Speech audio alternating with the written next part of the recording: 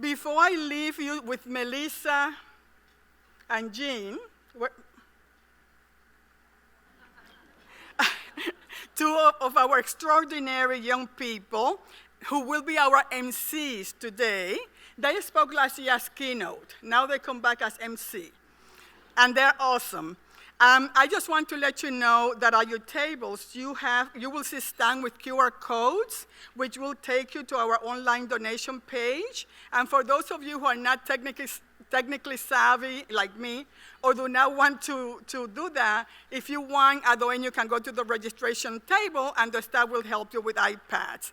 I just want to say thank you for allowing me to have the job that I don't think anyone has. I love the kids, I love the staff, I love all of you. Thank you for making our work possible.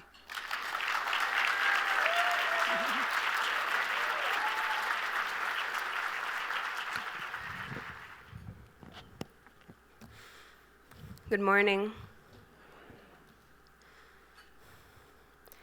My name is Melissa, and I'm 24 years old. I'm a singer-songwriter working on my debut album while also working at Apple in the Kaufman Music Center, and I'm very pleased to join you all this morning as one of your MCs. Last November, I spoke about the many growing pains of transitioning from my teenage to adult years, battling anxiety, overcoming my people-pleasing tendencies, and learning how to forgive myself.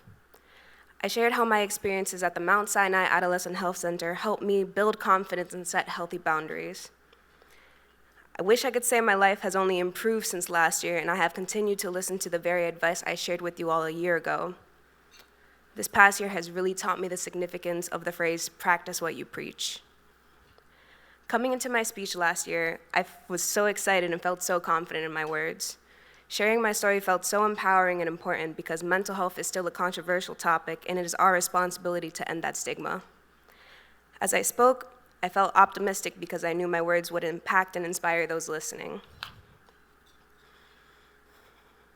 But despite how good it felt, I left the breakfast with a broken feeling inside.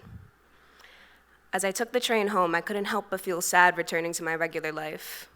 I developed a bad case of imposter syndrome.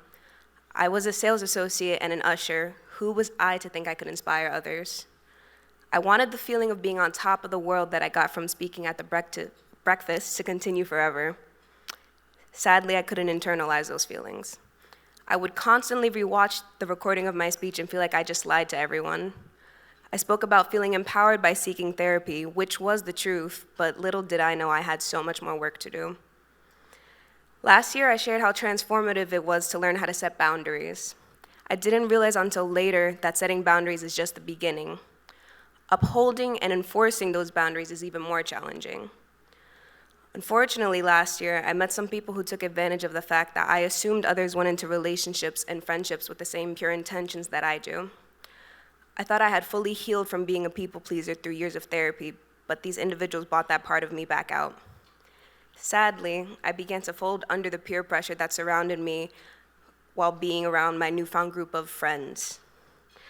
I started partying basically every day and doing things that were completely out of my character. I also thought I had learned how to forgive myself, but as I began struggling with my mental health, I blamed myself for every negative situation I encountered. I felt my self-worth and esteem depleting. I did not recognize the person staring back at me in the mirror. I was experiencing overwhelming feelings that I just couldn't work through. I was constantly crying. I would call out of work just to sit there and wallow in my sorrow. Due to how I was feeling about myself, I made some poor decisions which resulted in me hurting people that I care about. I had to relearn how to give myself grace. Mistakes are learning experiences, and these experiences taught me how to hold myself accountable for my actions. I will forever be appreciative of the lessons that I learned as I continue to grow. I continue to see my therapist, Rachel Colon, from the Mount Sinai Adolescent Health Center during this time. She would attempt to guide me through scenarios and emotions that I was dealing with initially, but due to my own stubbornness, I did not heed her advice. Rachel definitely had her work cut out for her. At some point, though, I had enough.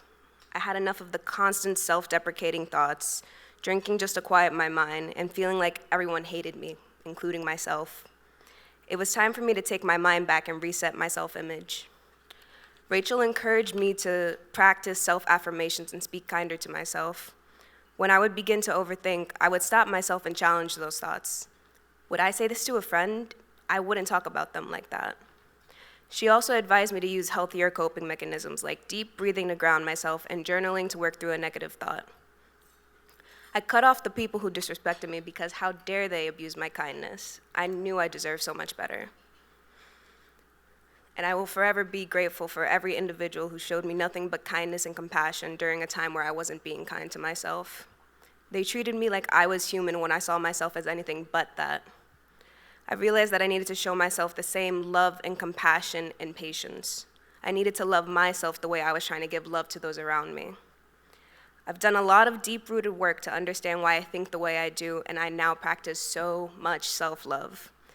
I've challenged unkind thoughts about myself, all thanks to Rachel, who inspired me to do so. My story goes to show that mental health needs constant work.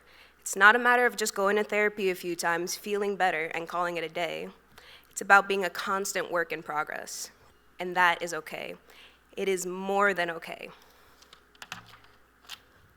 Though this past year has challenged my mental health, I am so thankful I was able to speak at the Breakfast of Legends both last year and today.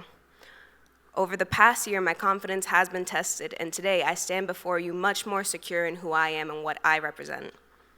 I look forward to finishing my first album and continuing my journey towards working within the music industry. I know I will reach these goals thanks to my family, friends, and the Mount Sinai Adolescent Health Center team who genuinely care about my physical and mental health. With them by my side, there are no limits to what I'm able to accomplish.